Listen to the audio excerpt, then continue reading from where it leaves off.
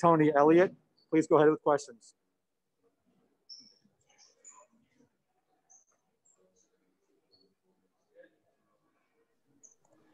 Hey, Tony, I'll start it out. The good news, what an effort by a true freshman quarterback on the road, down early. Just talk about his performance if you can.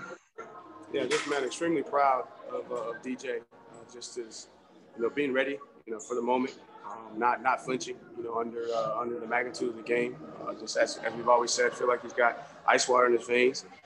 Didn't panic, at all. And obviously we spotted him 7 points right there in the first half, and we come back on the next drive, and we have a call right there that was a catch and a potential fumble there, and it didn't go our way. And just for him not to lose composure and come back out in the second half and lead touchdown drives, and being able to step in there and make the big throw. We missed that throw earlier in the game, and then he comes back right there to send it into our first touchdown in overtime and hits the play. Just he's got a warrior mentality, a champion heart. And really proud of all of our guys for just the effort that they put in.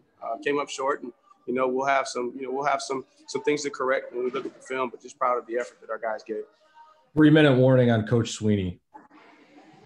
Hey, Coach, it's Trevor Gross from CUTigers.com. Rough game for Travis. He came on strong there at the end, but of course he had the fumble for the second game in a row. Just how difficult was that for him? Say again now? Just how difficult was that game for him? I think he was obviously very upset. Has to catch that pitch and not make a bad pitch play worse. And I know Coach Sweeney had spent a little time with him, just encouraging him because obviously Travis is a very conscientious young man. He wants to help his team win, and right now he's in a little bit of a slump with putting the ball on the ground. Man, we're gonna get that fixed. And all of us in that locker room, everybody in our program, man, we're gonna live and die with Travis Etienne. And we understand that not everybody's perfect, and we got to go back to the basics. And just a tough situation. Guy timed it up perfect, blitzed the gap, and I think he took his eyes off of the ball because he saw the rusher and didn't complete the catch and turned into 7 points for them. But just tough game overall. But he battled through. He came back. He made some plays and helped us get in position there at the end of the game to possibly win. Tony, this is Matt with the State. From your perspective, what went wrong on the double overtime drive there at the end?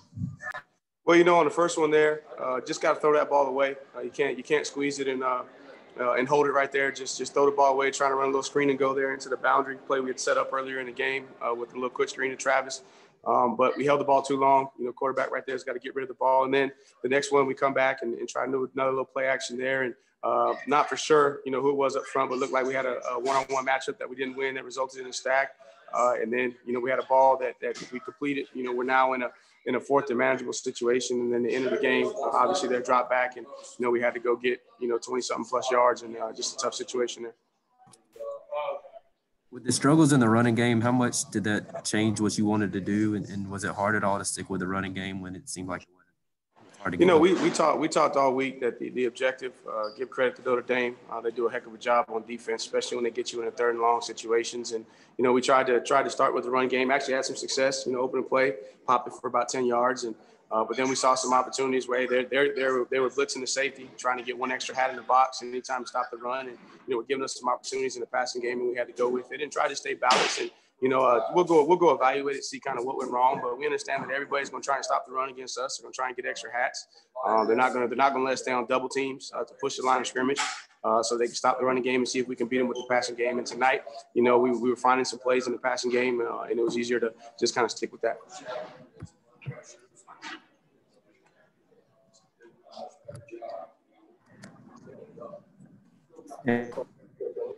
For Coach Elliott.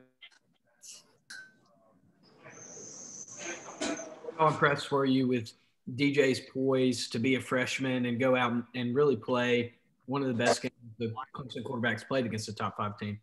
Right. I think that we all knew the kind of poise that he has since the day he showed up. I think, sometimes, people on the outside may not necessarily, comprehend what we're saying when we talk about a young man, but I've always compared him to that quiet confidence of Deshaun. The moment's never too big, and I expected him to come out and play well. And unfortunately, a couple guys around him, put the ball on the ground. That we had to play some catch up there. But just love his demeanor. Love his demeanor in the locker room. We really took it, personal, but in a good way. He's gonna go back and see what he can improve, and really challenge everybody on offense to make sure that we go back and we own our mistakes and take this open week to get ourselves, back clicking on all cylinders because everything that these young men have been working for and they want is still right in front of them. How difficult is it to kind of adjust your identity offensively when a team is, loading the box and you have to go to the passing game so early? I've said it, and I'll say it again, and I'll continue to say it. You got to take your ego out of it. The objective is to win a football game, and obviously we came up short. And I didn't find 7 points, and I spotted them 7 points on a play call there. But at the end of the day, we're going to do whatever it takes to win. Yes, we have a plan to run the football. We have our schemes. We have our schemes in the passing game, and we understand that the other teams have their schemes as well. And at the end of the day, we're going to try. We're not going to force the issue and be bullheaded to a certain extent. We're going to try to figure out what's working and stick with that and try to figure out how to put up enough points and win a game.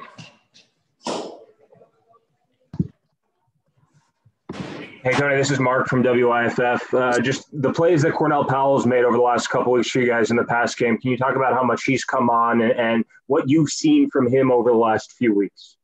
Right. I think the biggest thing with Cornell is just now really, really seizing his opportunity. I think all of us inside the program know that he's a heck of a talent with a ton of potential. Just needed opportunity, and he needed to kind of, be willing to do whatever it takes to maximize his opportunities. And now, he understands with a couple guys down that his leadership is critical. He's a senior, and now he has an opportunity to lead in the locker room, but he also has an opportunity to lead on the field. So really, really proud of the plays. And those plays were huge, that he made throughout the course of the game. And that's just going to give him more confidence as we push forward. And then we get a couple guys back from injury that are banged up, and we'll be ready to go. And then you talked about Travis a little bit earlier, but what would you like to see over the next couple of weeks to start to feel the run game starting to click again? I think the biggest thing for us is just finishing blocks, being able to recognize when teams are going to force us to get off double teams and be in position, with our hands and our feet to make sure that we can secure those single blocks so we can climb to the next level. And look at our RPO opportunities to see if there's anything that we can kind of take advantage if they're going to bring that extra guy into the box. So we'll have an opportunity to kind of evaluate ourselves and then look at our scheme. And, our guys up front, man, they're battling. They're in some tough situations, and we got to do a better job as coaches to help them get out of those situations, so to speak. And that's what we'll do this off week. Thanks.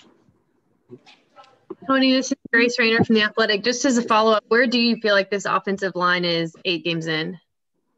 I think you look until the last couple of plays there. The quarterback had time. He was able to sit in the pocket, be able to deliver the ball downfield. We were close to breaking a couple of plays I felt in the run game. Travis was an arm tackle away from breaking through. So overall, man, that group right there, they got a ton of pride, and they work their tails off. They're getting challenged, especially in the run game. They will get challenged on the field by the opponent. They'll get challenged in practice. They're going to get challenged schematically, and we're just going to go to work. And man, I love that. I love that group of guys. Those guys are some of the most committed guys on the team, and we have to do a good job as coaches to help them figure out, just how to get more things or put them in better situations to where we can take advantage of some of the defense's aggressiveness in the run game, so that we can generate some more productivity there. Hey, Tony, it's Anna with Clemson 24/7. What was kind of the mood of your guys, specifically the offense in the locker room after the game?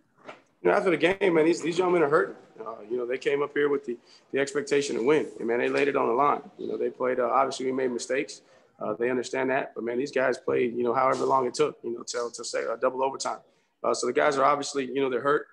They wanted to win that game, but they also understand too that everything that they've been working for, everything that they still want to accomplish with this season, is right ahead of them. So yes, it's going to hurt for tonight, but moving forward, we have to flush it and then focus on what we can control, and that's how we come out, in the next game that we play against Florida State, take it one game at a time, then Pittsburgh, then Virginia Tech, and hopefully take care of business and put ourselves in position to get another opportunity in the ACC championship. Yeah, and to that point, kind of how enticing is it that you might get another rematch against these guys in December? I think right now that's in the back of their mind, but we got to focus on taking this off week, get healthy, get back to the basics, work on our ball security, evaluate the run game, see what we can do, better there, continue to work on evolving the pass game, and worry about Florida State. That's really all we can control. That can't change. That's been the mindset and the mentality we've had around here as a program, that the next game is the most important game, and we can't start looking ahead to the ACC championship.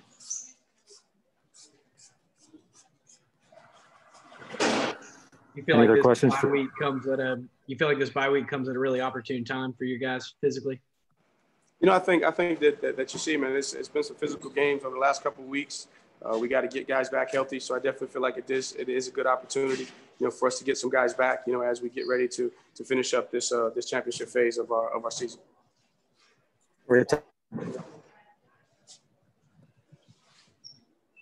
Time for one more question.